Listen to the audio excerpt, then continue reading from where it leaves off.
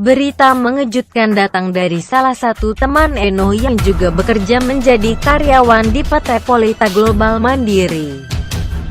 Dia mengaku telah mendapat wasiat dari Eno korban pembunuhan sadis oleh 3 laki-laki yang biadab.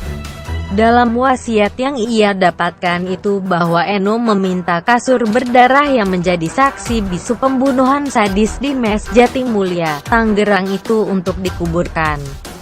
Jadi salah satu karyawan kami yang berkomunikasi dengan Eno melewati perantara batin, semacam kelebihan mempunyai kemampuan indera keenam gitu, bahwa Eno meminta agar kasurnya dikuburkan dan ketiga pelaku yang telah membunuhnya itu dihukum mati, papar Macita Dedi selaku manajer HRD PT Polita Global Mandiri. Kata manajer tersebut bahwa hal itu dikatakan oleh salah satu karyawan kepadanya pada Jumat, 20/5 lalu. Itu pun langsung berkomunikasi dengan pihak keluarga Eno tentang wasiat yang ia dapatkan, dan menyuruh agar pihak keluarga memenuhi permintaan dari Eno. Kami hubungi pihak keluarganya. Kami tanya apakah kasurnya mau dikubur di dekat makam korban atau di mana. Pihak keluarga menyerahkan kepada kami sehingga kasur korban dikubur di TPU Rawa Badak, Cengklong, Teluk Naga, masih dekat-dekat TKP, ungkapnya.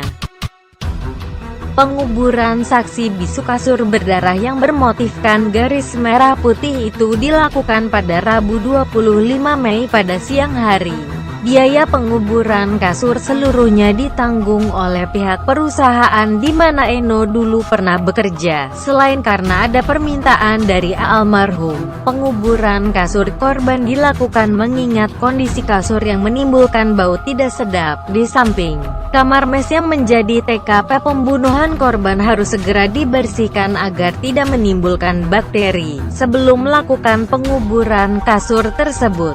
Kita juga meminta izin kepada penyidik unit Vesubdi Tresmob di Treskrimum Polda Metro Jaya yang menyidik kasus tersebut. Setelah mendapat izin, kita pun melaksanakan apa yang menjadi wasiat korban melalui temannya itu. Kita mengatakan sebelum dimakamkan, kasur berdarah itu digulung lalu dimasukkan ke dalam plastik besar.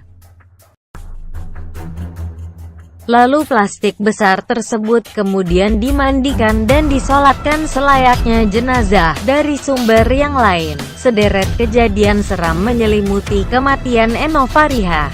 Seperti ketika status di Facebooknya menuliskan ketidakpercayaan jika dirinya telah tiada, kini ada kisah mistis lainnya. Gadis berusia 18 tahun itu ditemukan tak bernyawa setelah dihabisi oleh 3 orang pemuda yang dengan tega memasukkan gagang cangkul ke dalam organ vital karyawati PT Polita Global Mandiri itu.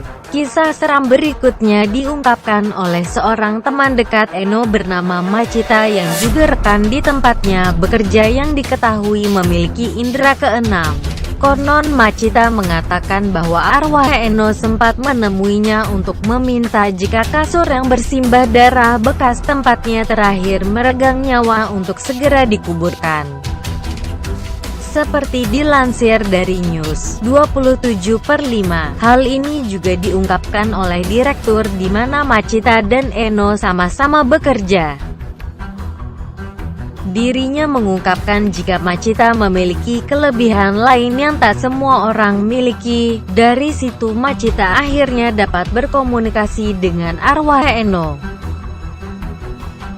Setelah berhasil melakukan komunikasi dengan almarhum Eno, lantas ia segera menyampaikan wasiat Eno kepada sang direktur, di mana Eno memberikan wasiat untuk segera menguburkan kasurnya dan juga meminta agar ketiga pelaku pembunuhnya dihukum mati. Tak hanya menemui sang direktur, Macita juga menyampaikan pesan ini kepada keluarga Eno. Bahkan Macita juga sempat menanyakan pada pihak keluarga, kasur itu akan dikuburkan di lokasi dekat makam Eno atau di lokasi lain. Namun keluarga besar menyerahkan semua keputusan ini kepada perusahaan di mana Eno terakhir bekerja. Namun akhirnya perusahaan memutuskan untuk mengubur kasur yang bersimbah darah itu pada 25 Mei.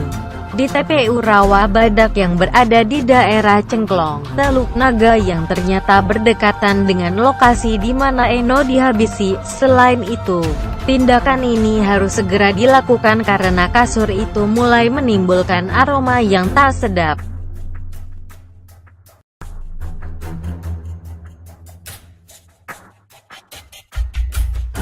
Berita mengejutkan datang dari salah satu teman Eno yang juga bekerja menjadi karyawan di PT Polita Global Mandiri. Dia mengaku telah mendapat wasiat dari Eno korban pembunuhan sadis oleh 3 laki-laki yang biadab. Dalam wasiat yang ia dapatkan itu bahwa Eno meminta kasur berdarah yang menjadi saksi bisu pembunuhan sadis di Mes Jatimulya, Tangerang itu untuk dikuburkan.